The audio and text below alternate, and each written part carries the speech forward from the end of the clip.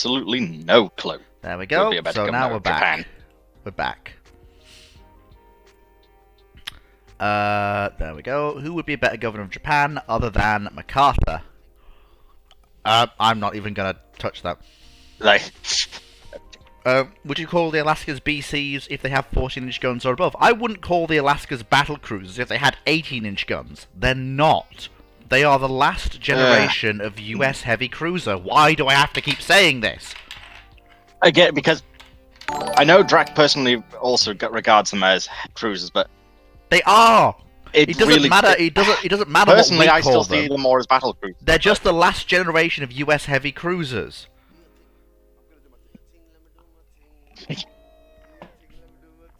Touche, Sierra.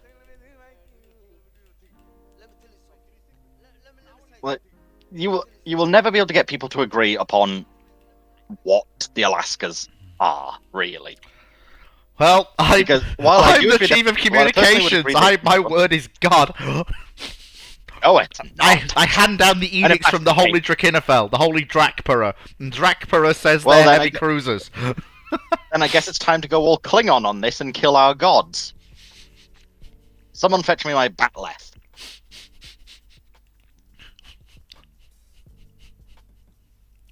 Wait, what? Since when did you become... How did you get the role? That's only supposed to be me! No, I think you've been supplanted. How dare he? Mine! It's supposed to be my Battle- thing. You don't need Oh, a chief of communications. You're a vice up. I What? I Why did you hate modify the this voice channels? alignment chart. Damn it, Sierra! It's supposed to be my thing. No, right, do it, Sierra. This is glorious. This is supposed to be my little Which kingdom. Right. Are we talking NX01, 1700, 1701 refit, 1701 A, B, C, D, E, F, or G? You wouldn't dare. You wouldn't dare, Sierra.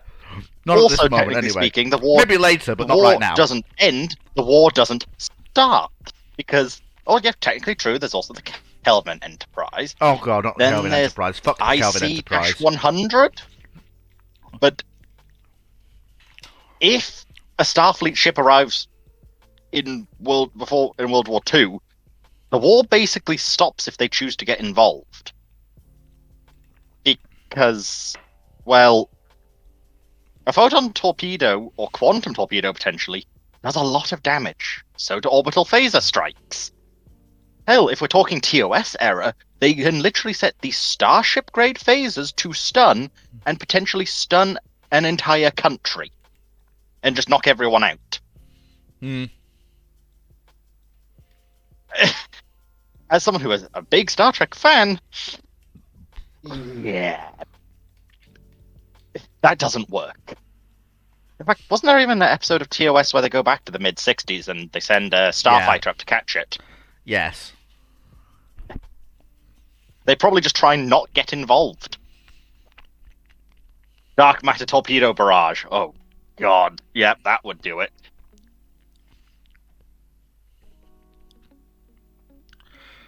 What would happen if right, what Imperial are we talking here, Brackman? Yeah. Are we talking talking- Astartes, Custodes, Navy, Inquisition, Ecclesiarchy, etc.? Yes, I am a nerd, A10, and I will gladly love to. Okay, then, QWERTY, what Gloriana are we talking here? No, Armada Imperialis. We're talking, QWERTY mentioned about Gloriana. Armada Imperialis will probably go. This is a Earth-like, the Terra-like world. That would also be. Now you've given me the idea of a Gloriana class battleship painted in Saint Gloriana color schemes. Thank you, Sierra. You do realise that They probably just Imperial. go, oh, this is a human world. No. Imperial ships, all Imperial Navy vessels that are warp capable have chronometers. They have to have chronometers, so they know exactly what year it is when they leave the warp. If they leave the warp and they realise what year it is, they'll know that they're in Sol, and they'll realise that that is Holy Terror, just in the second millennium.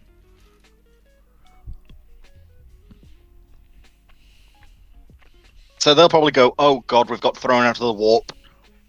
Like 39 millennia too early. Yeah.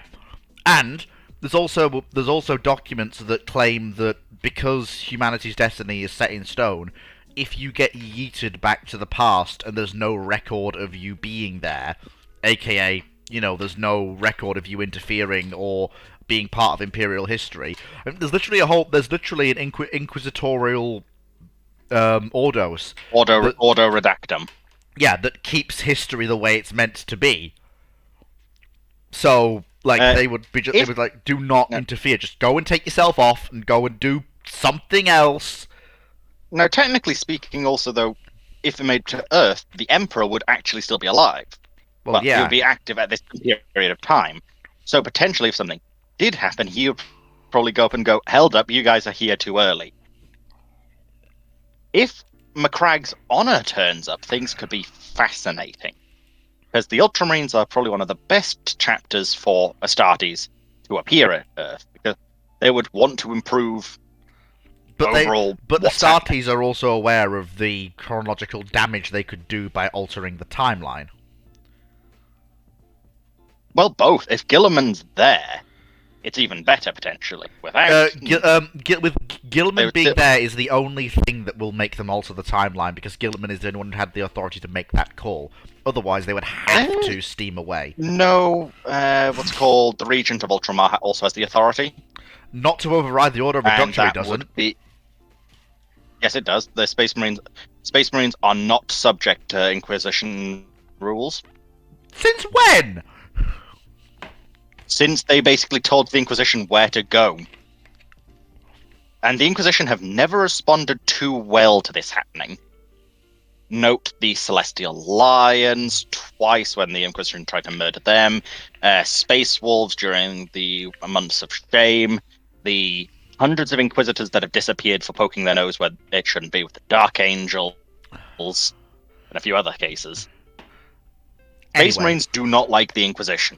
Well, yes, but there's a difference between the Inquisition poking around and the Inquisition trying to, preserve the timeline. That's not poking around in Space Marine presence. Like, if you do this, you will not exist. Nope. If said scenario did occur, would it be possible an interesting one that to raise humanity found the wreck of the ship? Well, no, there wouldn't be a wreck of a ship. It would probably go. It would probably. Well, I'd say, gone. It would the whole point is in order to avoid. Let's say if we be generous, say a ship did get wrecked and crashed onto the moon. Well, let's say alter the scenario, but instead a ship comes out of the warp, its crew are dead, and crashes onto the moon. I really don't want to keep going down this tangent. It's just. Hey, it's your show. You can do what you want. Theoretically, major technological boost? No, because if we go off the tech of 40k, they have some stuff more advanced, but in a lot of regards, we actually have better technology. And also, they can't. Also, deeply ironic. Yeah. Also, they can't. They don't understand how the hell it works, and they don't have.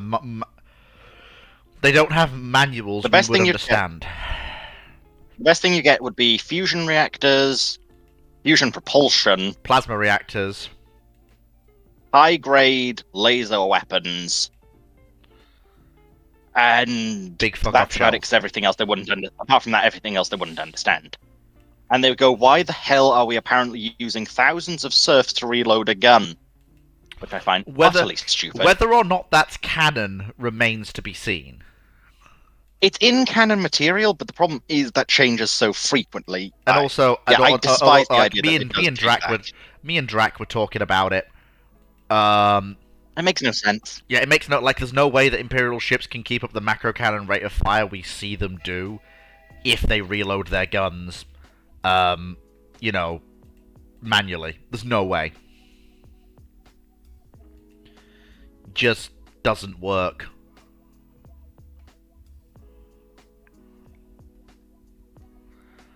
Anyway, moving on.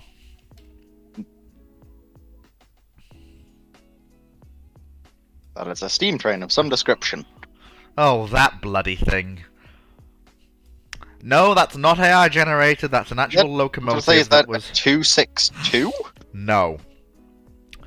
It's a 1-3. It's a 2-3. It's a 2-6. Yeah, well, it technically is a 2-6. Yeah, it is. Okay. But its driving wheels are its exterior wheels, and its non-driving wheels are its interior wheels. Look, it was a very silly concept for a high-speed locomotive that went precisely nowhere.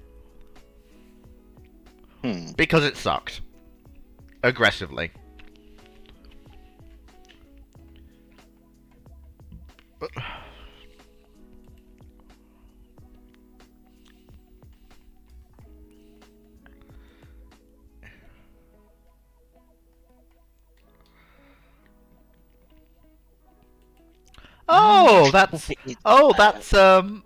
That's a Fuso class with, I think, Nagato and Mutsu in the background. You can tell by their smokestacks that's Nagato and Mutsu in the background. Oh yeah, it's a Fuso.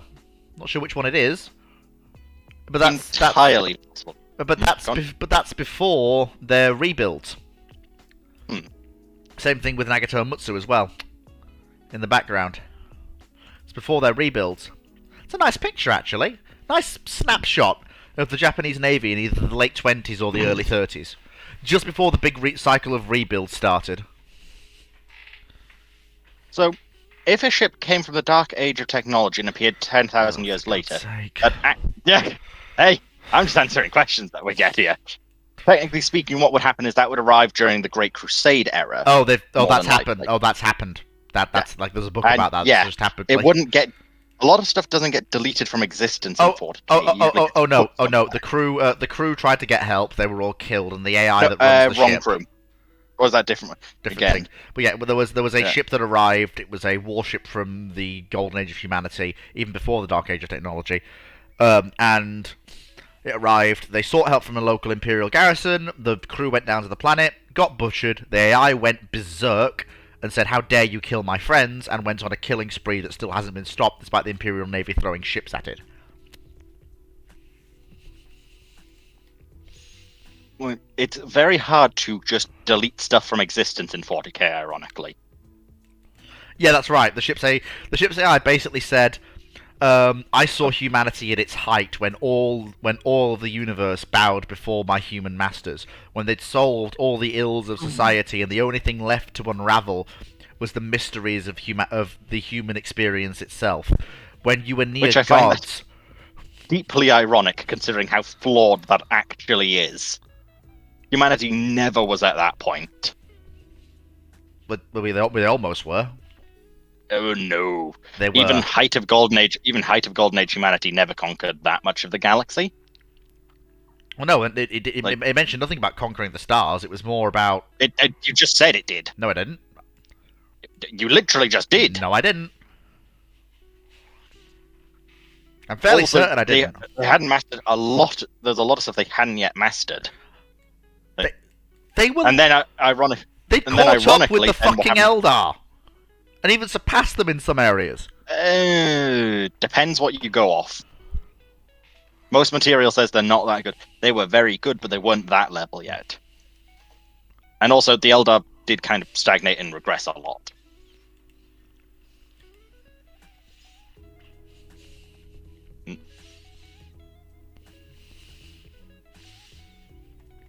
Anyway, shall we get back to actual historical questions, please? Because 40k it is historical. Hurting, it's just 30,000 years in the future. It's hurting my brain. No, Naya, we know... Last 40k question I'm going to answer today. We know that the Men of Iron rebellion was caused by the Eldar to cripple humanity because they were afraid of us. Apart from the fact that that's not actually true. That is true. It's been written in It's law. not. But also, how about the fact that it wasn't? It was a separate robot uprising, and there's a reason why the Men of Iron were... Yeah, like, that's not true. The Men of Iron uprising has changed a lot, because, for instance, now the whole thing with the Men of Iron uprising is it wasn't even all the Men of Iron. It was only a portion of them. There was Men of Iron on both sides of the war that helped fight. Oh, and...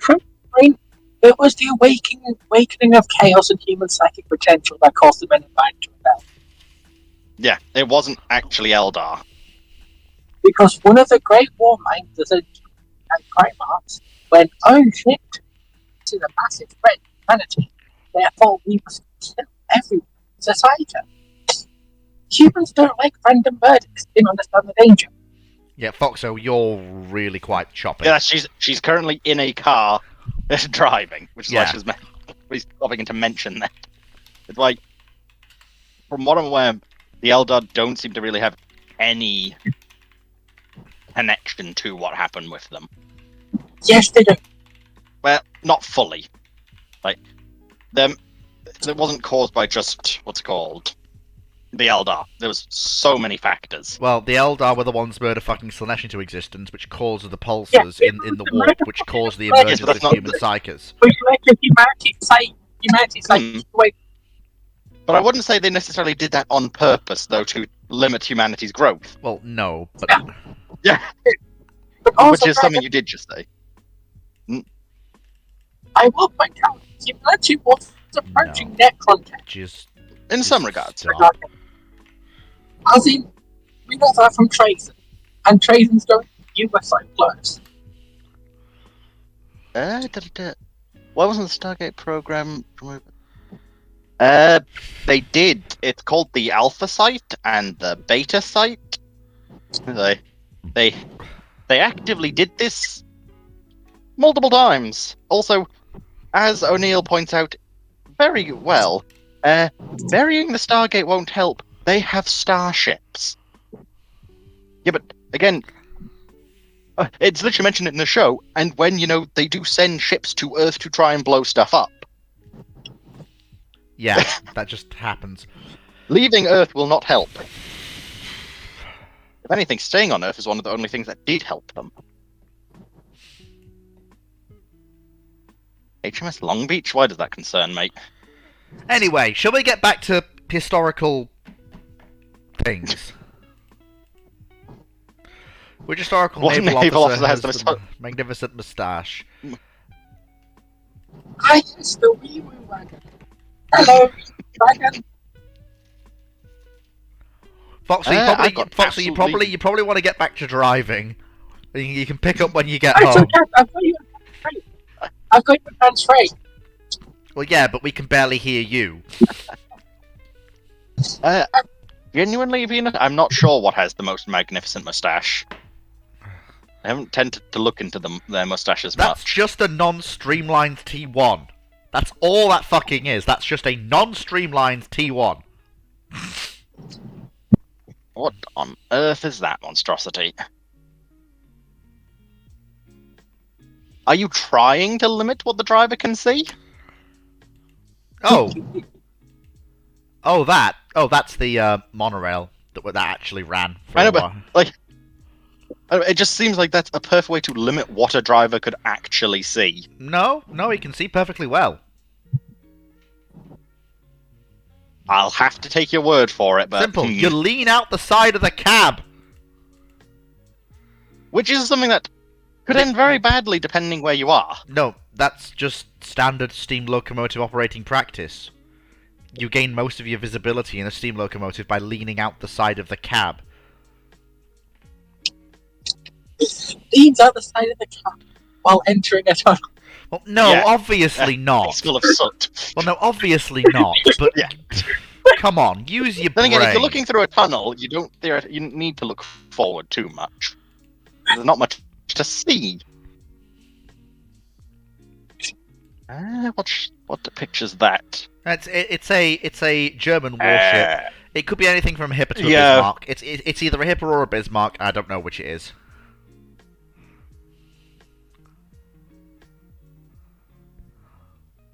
It's Tirpitz, correctly.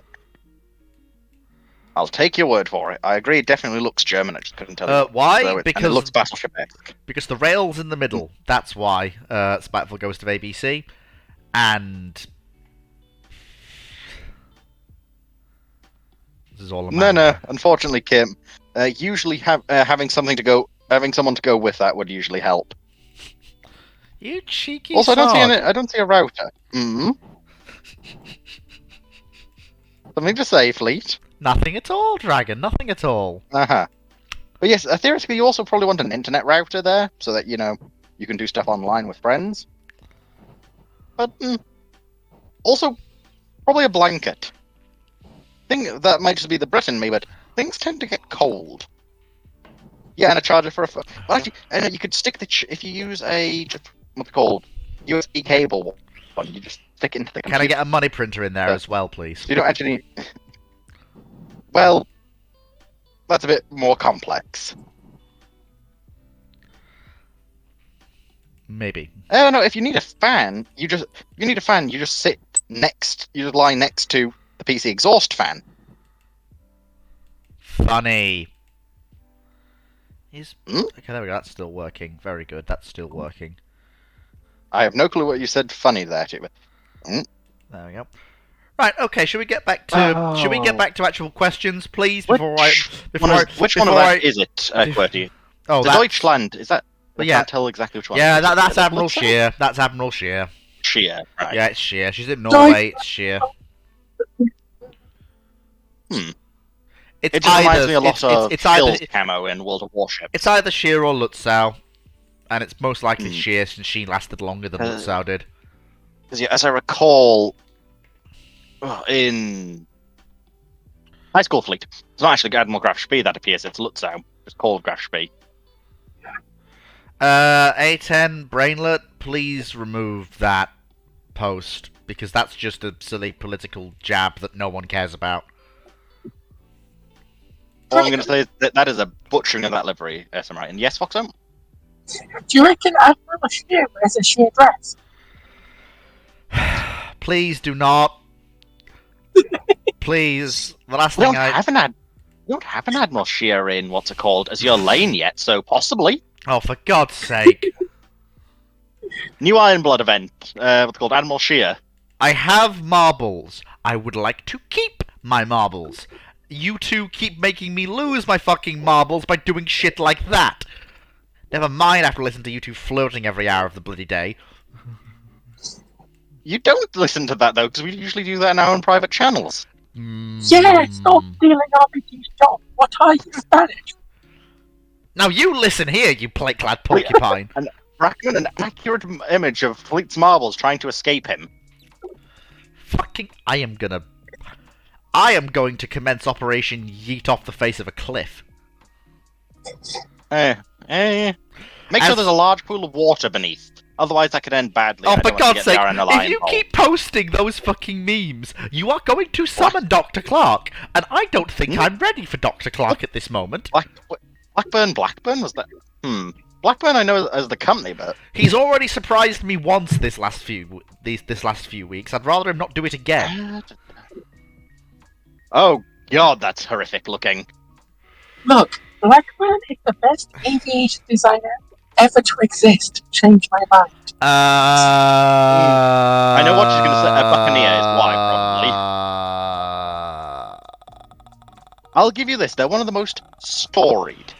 US declares war on Germany in 1939. How does this change the early war, assuming the Japanese don't join the war until they historically do? Well, first off, Lend-Lease doesn't... destroyers for bases doesn't have to happen because the US is fucking in.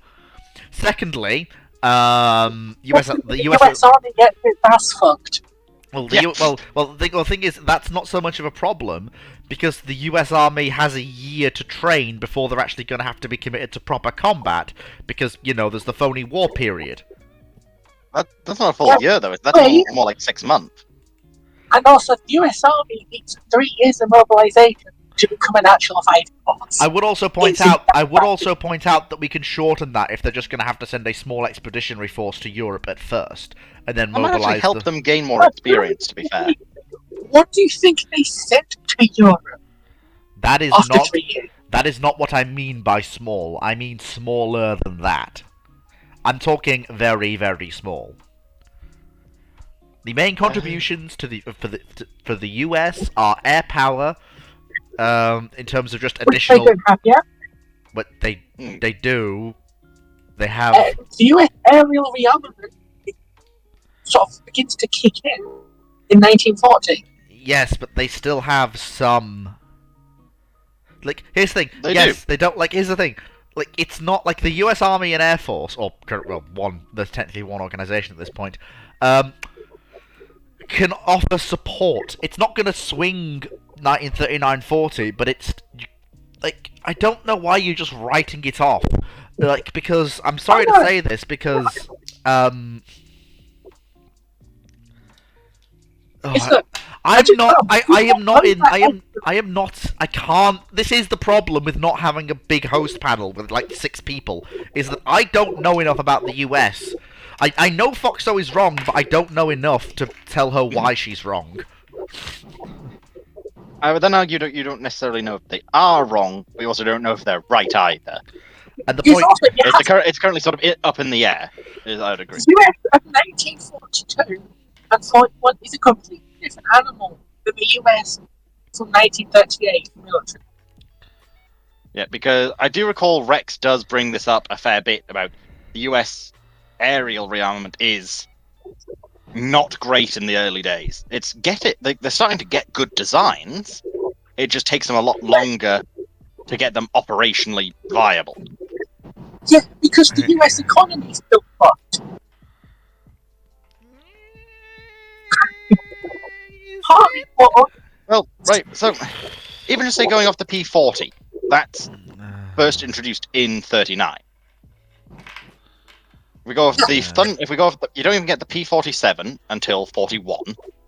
So and you get and the Mustang's first flight is in 40. So a lot of the more good American designs are still in the pipeline. So at least for air-wise, they might have trouble. But admittedly, that's kind of what the British and French are for.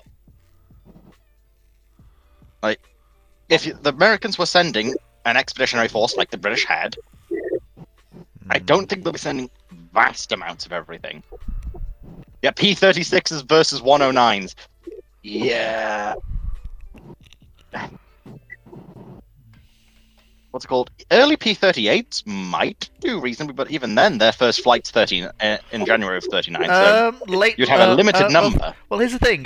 P-36s versus... Because here's the thing. The BF-109s that the P-40s fight in North Africa are the later models. The P-36s versus BF-109 fight in Northern Europe in 39-40 would be an equivalent fight because they'd be equivalent aircraft at that time. The BF-109 didn't get the improved engine that it had in its models beyond F until later. isn't the P-36 the pea shooter?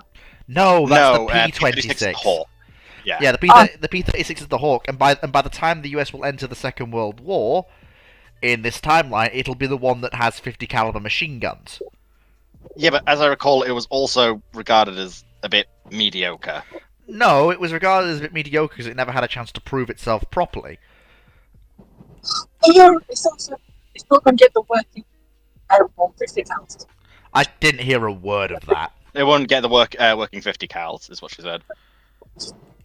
I mean, it's a 50 cal. It just works. It doesn't. That's not how guns work. It's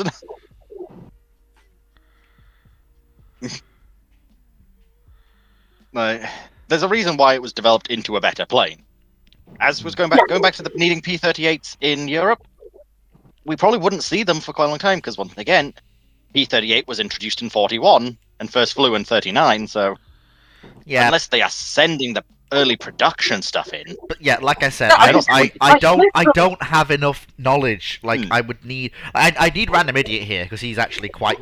What's it called? He's quite knowledgeable sure about aircraft at this period, and also US doctrine and the state of the US Army. I need him to accurately do this, and he's not here. So I'm gonna have to. I'm gonna shelve it under the list of things. Remind me to cover this when I get him and probably Drac next week. You've got a fair few different things to shelve to cover now.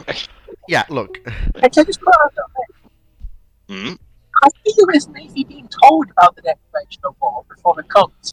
Because most of the US Navy is still directly in Moscow. Good question. I would assume the US Navy's probably told, though, they're in a state of... Do they have time to prepare for the declaration of war? Or is it just, oh, snap? Stuff to ask for when what's called fleet can have a couple more army-focused cohorts, but... From my limited knowledge, the US probably wouldn't do too well joining the war in 39. They would need the time. They need the extra years to build up fully. Because otherwise, Otherwise, you're sending early planes, early tanks, because you don't even have the M3 Lee yet, so you're sending M2 mediums at best. The Navy would actually be good. Yeah, I agree with the line that the US would not be ready for a war in 39. Just from limited knowledge, perhaps explore it in more detail, as you said, when you've got others that know more. But let me see, what else? Alright, so, let's keep going, folks.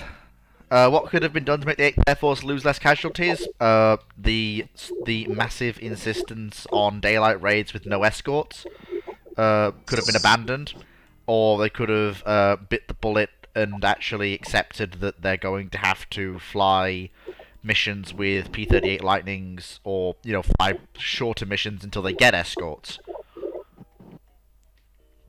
that can go the range. Basically. Remove 6th Air Force from Europe. Yeah. Foxo, we can't hear a damn thing you're saying. Remove 6th Air Force from Europe. Remove the 6th Air Force from Europe if you want to get 8th to have less casualties. All it's doing is providing fucking target practice for the Luftwaffe. Yeah.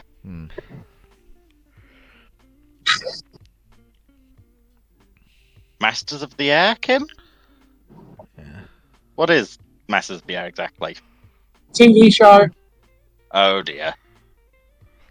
That could end badly then.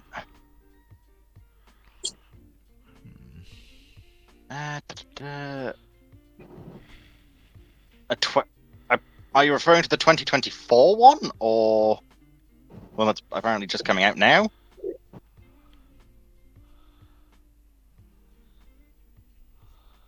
There's a show set in the Band of Brothers universe. Okay, so it's probably this one then. 100th Bomber Group flying a B-17. Oh god. Probably more crack than there is on the planet then.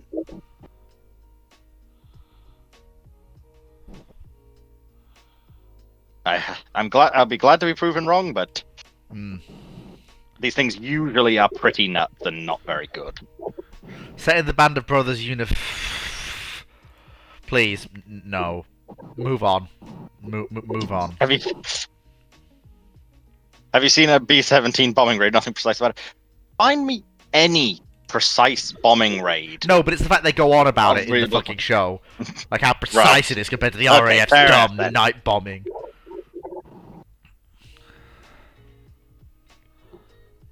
Probably people would be very confused and sort of case of, well, that's a lot of gold. Some people might argue about who it belongs to, but if it's flying a Spanish flag and it's got a Spanish registry sort of thing, no one can really do anything. Like, I guess, hey, Spain gets a whole bunch of nice stuff. Maybe others will argue, hey, that's our stuff, give it back. Had the Lexington seen at least one unit not convert into a carrier, would they have made even remotely decent scout/fast escorts? No. Next question. They could probably make a good flak barge for escorting carriers. No. Well, think of how many force wheels you could stick on one. What if the Spanish, if the Lexingtons had seen... Oh no, the Lexingtons are... If a Lexington survives Washington as a battle cruiser, the USN has just been granted its most useful capital ship until the arrival of the fast battleships in the 30s, without a doubt. Because in its original form, it's a bit rubbish. But that's not hard, given the stats are useless. Yeah, they're not useless. They're not useless, they're just slow. There's a difference. It's also a case of, though, if anything with a decent caliber gun sees them. No, not at they're all. in trouble. Not at all. Well, go on then. No. Explain your point. So, go on. So the Lexingtons as built will do 33 knots. The sheer amount of machinery required to reach that is insane, given when they're built. Now, if you drag Lexington in 1930 for a rebuild, And if the US is, as I think they will be, willing to accept a drop in 2 knots of speed, which means you're going to reduce the amount of machinery you're carrying, as well as the size space it occupies, for a massive weight saving, because you're not only using more modern machinery to replace the old machinery it had when it was built, but you're also using less of it in terms of raw space within the ship. With that weight saved, you can up the belt armor to at least 12 inches, maybe more, and give it an acceptable deck. More than enough to resist the 14-inch guns of the Japanese Navy. Yes, if they We're making a lot of assumptions here. Not really, given... Yes, that's right. Not really, given The reason the Lexingtons need so much fucking machinery is because the hydrodynamics were shite. Well, yes, but even so, even with shit hydrodynamics, the machinery thing still applies. Especially if you're willing to concede 2 knots of speed. Weight, but a lot of weight, especially given, as Foxu says, the shit hydrodynamics. Because if they are going to get to 33 knots, they'll need even more engine power than they otherwise would. And therefore the amount of weight you'll save by dropping to 30 knots is ridiculous. Because what you are suggesting, Fleet, is at least a 5-inch thicker main belt. That's exactly what I meant. That's exactly what I'm suggesting, yes. And I'm not necessarily sure how... Because refitting armor is a not easy process. No, it isn't, but it's the most powerful warship the USN possesses, and it's their only vessel... Yes, without a shadow of a doubt. It's the only vessel that can exceed 21 knots, and it's the only capital ship they have that can exceed 28. So to be blunt with you... The US Navy is going to see it as a white elephant. No, they are not. Saying about the doctrine, no, they are not, You do keep saying about the doctrine. You do keep mentioning in previous things about doctrine of... The doctrine currently is based around the standards. Yeah. Doesn't think doctrine is one or possibly two of a kind. Foxo, you're both forgetting the fleet problems and the need they demonstrate for fast capital ships to escort the as carriers. As Lion just pointed out in the chat, which I agree with, this type of rebuild would be stupidly expensive. They would find the money because they need her. Would they? Yes. Because if they're finding that much money for her, what are they giving up on to get that money? Because they have to be giving something up. And as they just said, with how stingy Congress was with the naval budget...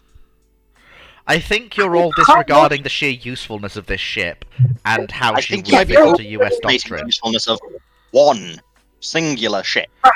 HMS Hood. HMS Hood. Right, and if the RN would do that with her, then why wouldn't the USN do the same thing with the Lexington? Because they had different operational needs. Did they? Different operational needs? Different doctrine. The doctrines... They were vastly I different do think you two need a good course in naval history, because I feel like you're completely missing a lot of the... You're ignoring the reason why, one of the big reasons why Lexington wouldn't get on. Because their first generation fast warship could to maintain them wasn't that much more expensive than the Banana Repulse. The Lexingtons, even as carriers, were disproportionately expensive compared to the rest of the fleet. And that's as carriers. Yes, I do not know. I will agree. When they're mechanically less complicated. I will agree. I do not perhaps know as much about naval history as others do, but overall, from everything that has been previously discussed, from Drac and many other sources, we know that the US Congress was being very stingy with the naval budget of this period. Were they not? Not as stingy as they had been. Because the US authorized the cruiser program was ongoing, the carrier program was ongoing. The only reason battleships were not being built is the building holiday. If there hadn't been a building holiday, funding for battleships would have been authorized. And if they have an asset like Lexington, the funding that would have gone to battleships would have been extra funding that wasn't released historically because there was no need, would go to a rebuild for USS Lexington to turn her into a fast battleship.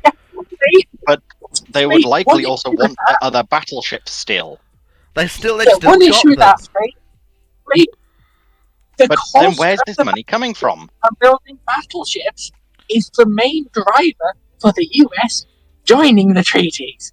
Because they were too because battleships are expensive. Battle cruisers even more so. Yeah, they're not building a new battleship. Yes, Well, they're trying to get everything else the up and US running. joined the fleet because they didn't want to pay for more battleships. Keep in mind the problem they were even having with torpedoes. If they're building, If they were being that stingy over even torpedoes. if they're building new carriers, cruisers, submarines, everything else, why in the name of Holy St. Joseph are they going to not refit their most valuable capital ship to a form that's going to enable it to serve as an escort for the carriers? A role that they have deemed necessary and were lamenting the absence of a capital unit to do that role historically Because by I the would then point out 1930s. how many times have Navy said, we want this, and then being told by the government, no. They have this, though. This is the thing. Normally I'd agree with you. Fine. But the question asked, what if they had this? If they have it, it is very hard for well, it's not very hard, but it'll be easier for the Navy to make the case that we've identified this and this and this and this. Well, here's the plan. The question was, would they make even remotely decent scouts / fast escorts? Yes. Personally, I think later they would probably be given an amazing AA refit. I agree with that. I'm still going off the idea of somehow they did get all this and ignoring necessarily the logistics beforehand. Because I don't necessarily know if they would, but ignoring that and going purely off the question, personally, the amount of 40 mils and AA things you can stick on one and they'll be able to keep up with the fastest of carriers would mean you have a heavy unit protecting the carriers, is how I see it. Would you agree with that, Fleet? Pardon? Would you agree with the idea that ignoring however they get all of this, of course, they would make reasonable, because the sheer amount of AA, I'm not sure if they would go off. I think they would personally stick with carriers more than necessarily try and be a battleship or battle cruiser and shoot stuff unless stuff got close first. Of course, their role will be to stick with the carriers. That's what I'm saying. I'm agreeing with you here. They're basically going to be given enough armor to resist the Congo's 14-inch guns, as that's the enemy they're going to be expected to defend the carriers against.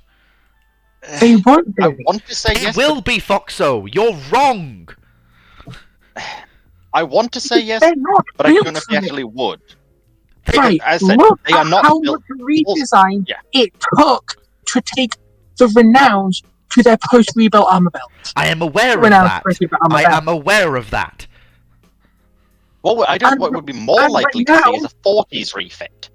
Yeah, fun fact, Fleet, Renown and Repulse were designed with capacity to be armored. But all questions are welcome nonetheless.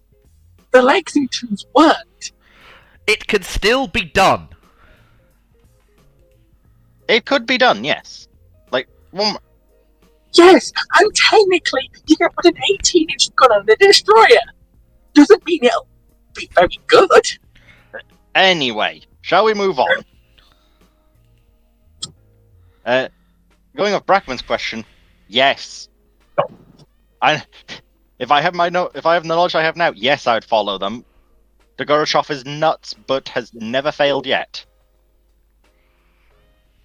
On a tactical level, Dogorachov is amazing. Strategic, well, that's up to the politics to decide. Yes. Which is the whole reason why she fails most of the time, politics-wise. I have no idea who that is, and I don't.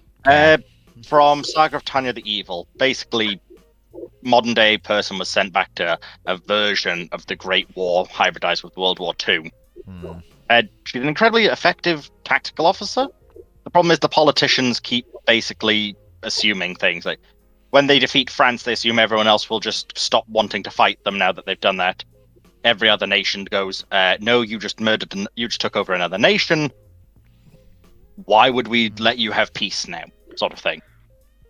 Politicians doing typical politic things, not allowing their tactical commanders the freedom they need. Yep. That's about right.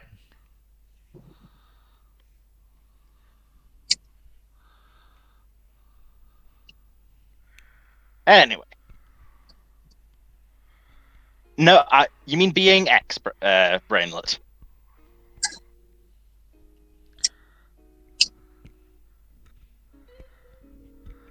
Also, I have to say, I do love the Hawk as an actual plane. Especially looking at some of the export variants of just how nasty of a fighter it actually can be.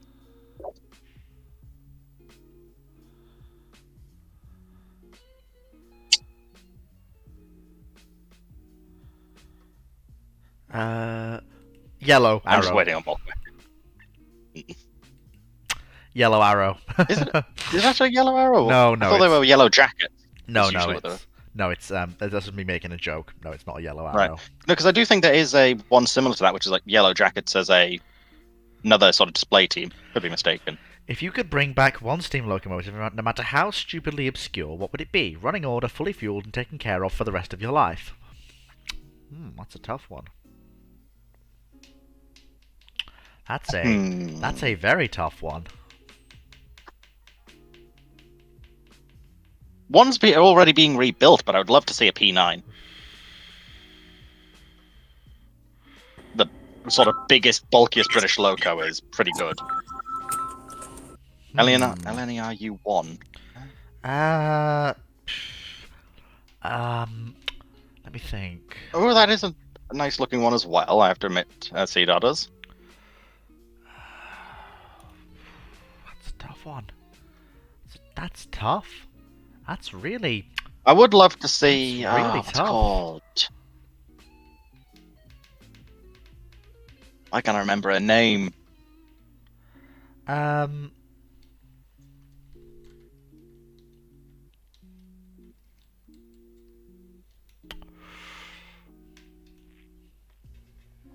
Duchess of Hamilton, I think that's it, isn't it? Fucking hell! We've already got a couple of Duchesses. I know, but I would love to see one actually running down the main line.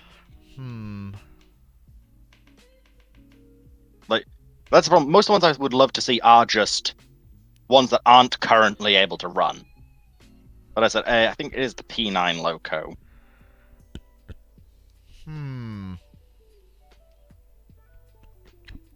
Which is sort of the British, ludicrously large loco. I remember if it is, though.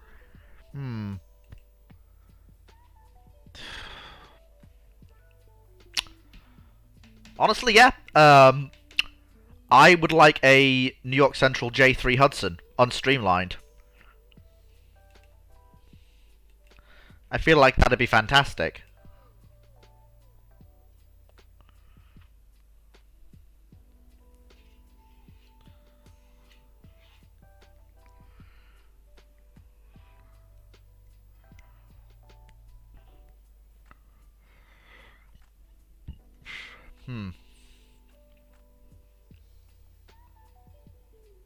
Clearly, another fun one that could be amusing to see would be the German Zeppelin one.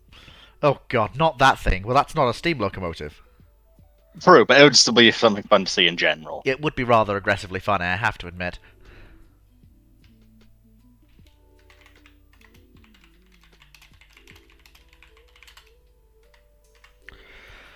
Let me think. I think I'll run for another... I will run for another... Damn it, my fucking mind is going! 20 minutes there, Jesus. If, like, I will try and get Drac for next week, and that's a promise. A promise for a try. Well, we'll take it. Well, Drac has never let me down when I've asked. True. Even if his penchant for arriving on time is a little...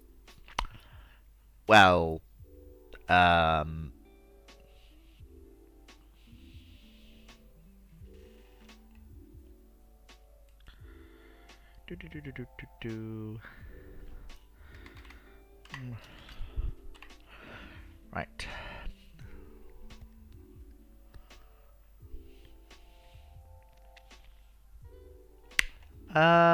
So let's keep going then. Just need more questions. Then what happens after 20 minutes? I don't know. I think I need a bit of time, and then something may or may not happen. I don't know.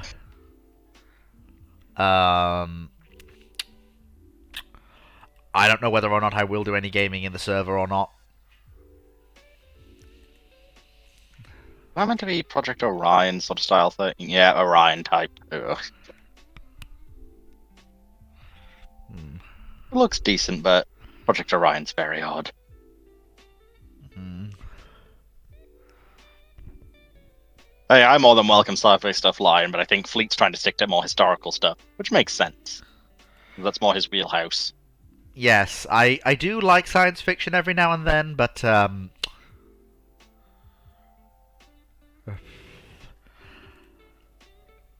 trying to steer back more towards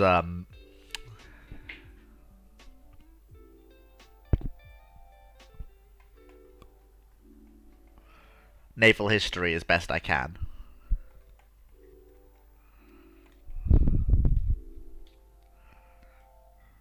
No. No, she wouldn't have. I think we had this one a week or two ago, didn't we, Fleet? Let's have a look. Yes, we did that already. Basically, she would be pretty much the same. You might get a few more aircraft out of her in comparison to, say, Courageous or Glorious, but you've also sacrificed one of the RN's The RN's only 15-inch fast ships, basically. Well, it's not the only, but one of 3 15-inch armed fast capital ships. And the most powerful ship in the battlecruiser squadron. And it's quite possible you might not get, Courageous and Glorious allowed to be converted, Courageous, Glorious, and Furious to be converted as well. Yeah, it all depends on how they want the treaty work out. Like Hood would make a good carrier conversion, but here's the thing, she's already built. She's already sitting in the water, armed, fueled, trained crew. That's the thing. Especially also, if we're talking about conversion during Washington naval period time. Okay, interesting you bring that one up, Lion, actually. What's the largest fully auto-loading gun system developed for ships? 8-inch, I still believe. I think. I don't think anything else of equivalent size or beyond it has been completed. As far as I'm aware. Yeah, if we're talking about fully actually completed, then yes, definitely the 8-inch.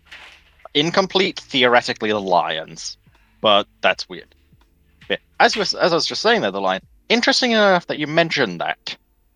So, most of the, admirals were to be scrapped. But even until the 30s, it seems a large amount of Admiral-class materials was still left around. It's something that was brought up, we found out in the actual discussion about High Seas Fleet, which hopefully we'll get onto in the future. But a lot of their machinery was deemed repairable or workable. I think it was something like up to 80%. So, depending on when this was required, it could be started again, because a lot of their keels were left in dry docks as well. Because Great Depression UK didn't go too well, to the point where they couldn't actually afford to move the ships from the slipways. Because the slipways went bust, and the scrapping companies were going bust. And yes, Sea Dollars does basically have a ship for everything. I'm guessing those are meant to be what's called the 4-inch Sea Dollars that you find on what's called Ark Royal. Possibly. Hard to say, though. Well, they just look a bit like, because they've got that weird sort of semi-box turret.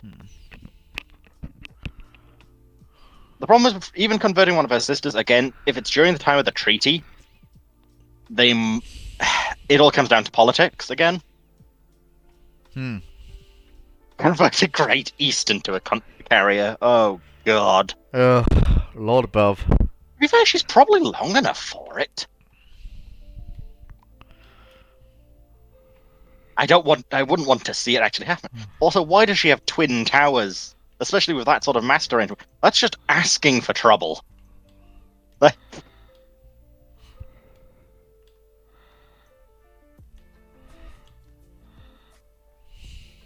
Also, good choice. Ark Royal is a beautiful looking carrier, Lion. She is. One I quite like that others don't is I'm actually still quite fond of the looks of Hermes and Eagle. Like, it's just pure visuals. I think they look quite nice. Probably. You know it's bad when the Mechanicum calls in 2 tech priests. Oh, dear. So what, the seaplane tender lion? Oh, the Eagle. first way. Is that, no, that's Is that Hermes. No, that's No, that's Hermes. Hermes. The line's too Yeah. clean for it to be Eagle. Yeah. I do love the Hermes, and I do love Eagle. That's why I will defend it to a point. I won't say it's a good carrier, but it's at least a good-looking one.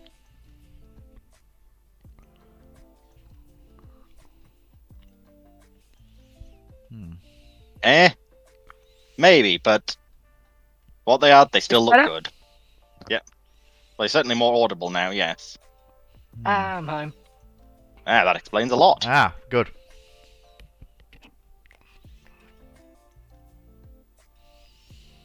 Got 15 minutes more to drive Fleet insane. Please do not drive me insane. I would rather you didn't. I hate the idea of guns popping up from the actual carrier deck. Ugh. Oh yes. Why do HMS people keep doing Saratoga. this? Magazine is behind the trigger. This is a bull. What type was it, Lion? Was it Invisible Hand subtype, or just normal Providence Destroyer? Are we talking about Providence Carrier?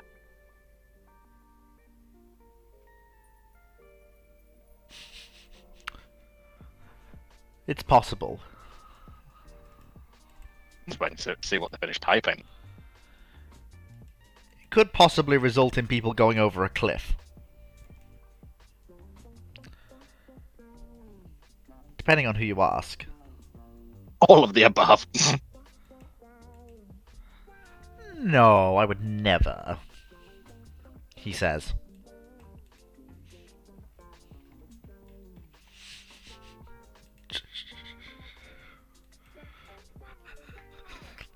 A photo of an F-14 Tomcat providing air support for Union troops. That's how we won! That's how they won. Scam callers.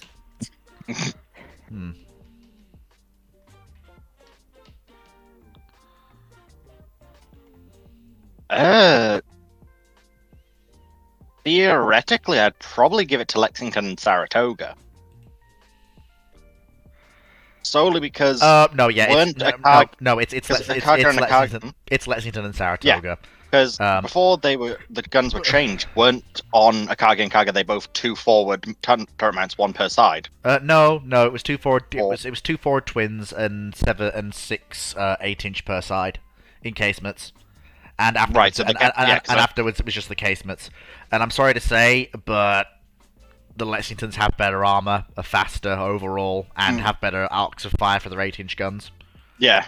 Yeah. So it's not even. Counterpoint, it's a draw because they can't actually sink each other with those guns. They can.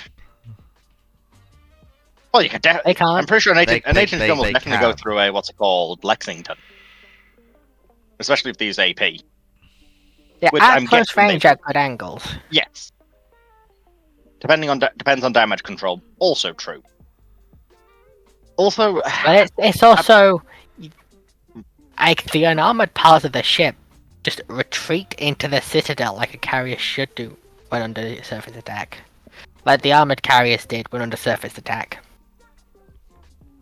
Like they can't actually breach each of the citadels. So it just depends who what's gets the board and second one? leaves. Sea Dodders. In general, actually. I actually don't know what ships those are meant to be. Are those meant to be the Canadian QEs?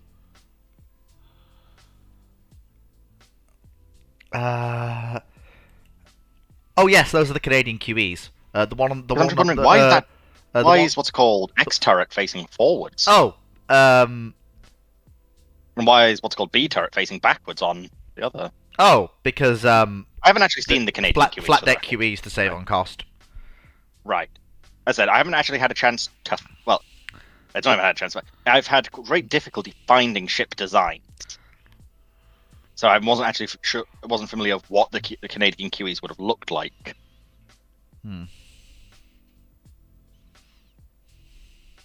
That certainly looks odd. Also, the double stacked secondaries are very strange to me.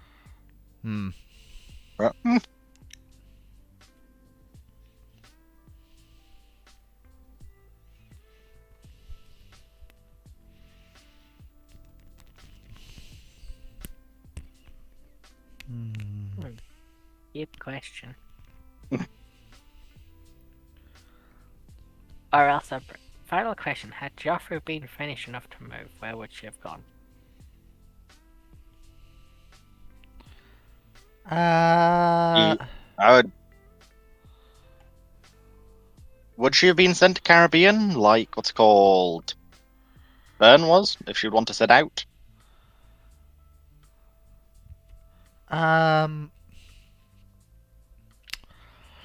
guess it depends on where. If Joffre can steam, she's steaming. But it depends entirely on what her captain wants. If her captain is loyal to Free France, she'll steam for Alexandria.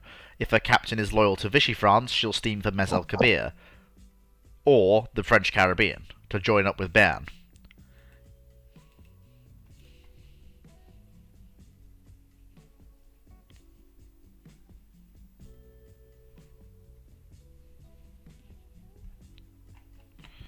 Clearly, something you also need to do with Drac is go through the Drake's drum ship designs. Oh, for the love of Mike, I'd probably kill the poor man.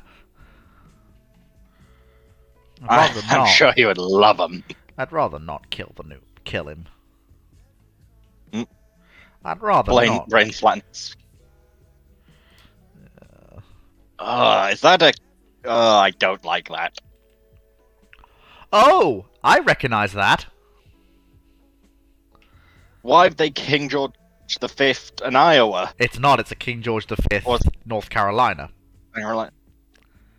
Same point then, why have they done that to North Carolina? I don't know, considering it could have 12, 14-inch guns quite easily with no problems. Yeah. Also, I hate the catapult location. Like, I don't think the USM would do that on a battleship. Hmm.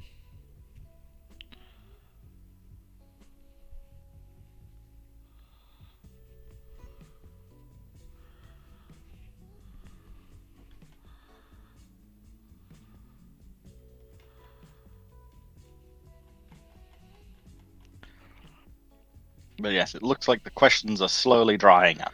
Yeah, well, we're getting close by to slowly, the end. I mean, you're in a desert. Yes. As I said before, we're going to be wrapping up very shortly. I'm going to get Drac for next week, so stick around for that.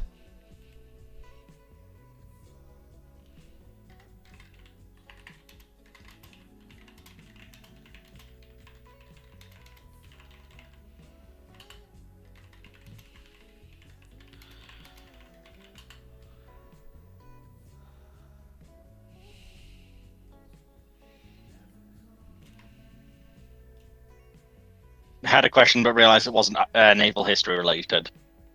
Just throw it. I'm willing to answer anything.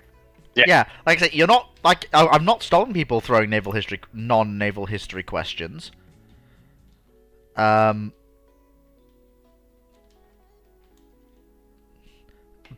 whether or not I can answer them, Prefer keeping it, you prefer keeping it more to what you can answer. Yes, but whether or not I can answer them entirely depends on me. Okay, I don't mind Space Battleship Yamato's ship designs, but I do feel like they stick far too much to the ship in space thing. That's a very weird SBY one as well. Even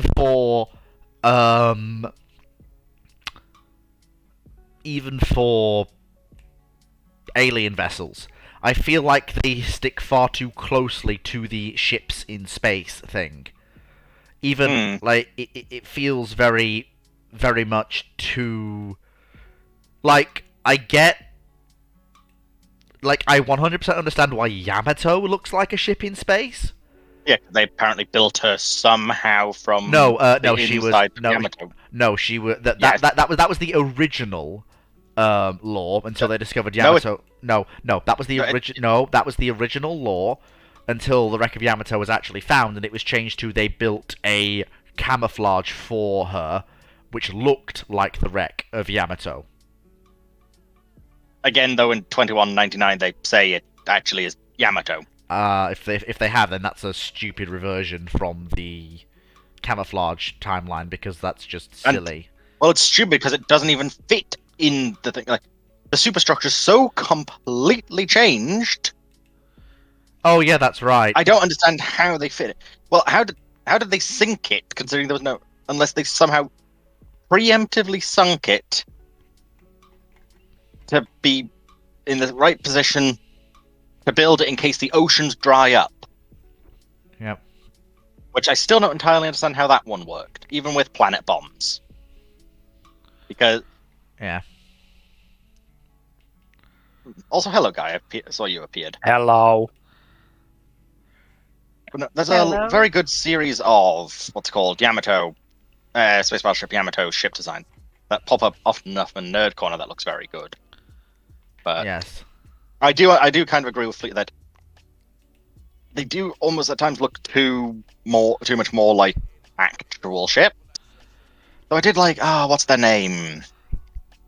In 2205, for anyone who's watched that, the two support ships Yamato's with. I need to see if I can find it. The new 2205 for the record. Hmm. I should say, because there technically is an old one as well. Asuka and Hyuga, that's their names.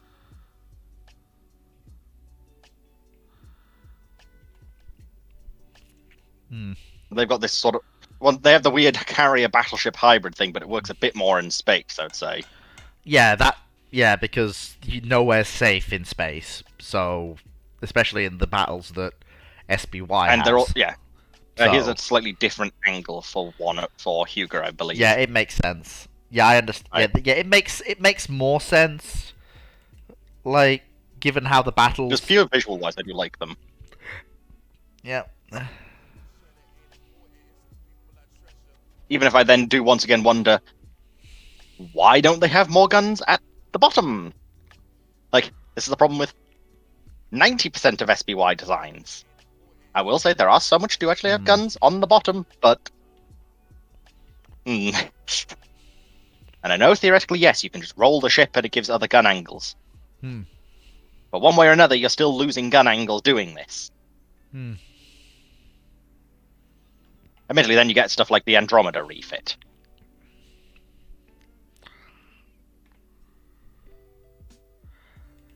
Which is just how many guns can we stick on this thing? Yeah, yeah. Right then, folks. That is that. Time to wrap it up. I hope you've all enjoyed. Tune in next week for Drac. Hopefully, I'll let you know, obviously, if he's coming or not when we get round to the day, but hopefully he'll be there. Maybe. Take care, and I'll catch you all next time. Goodbye.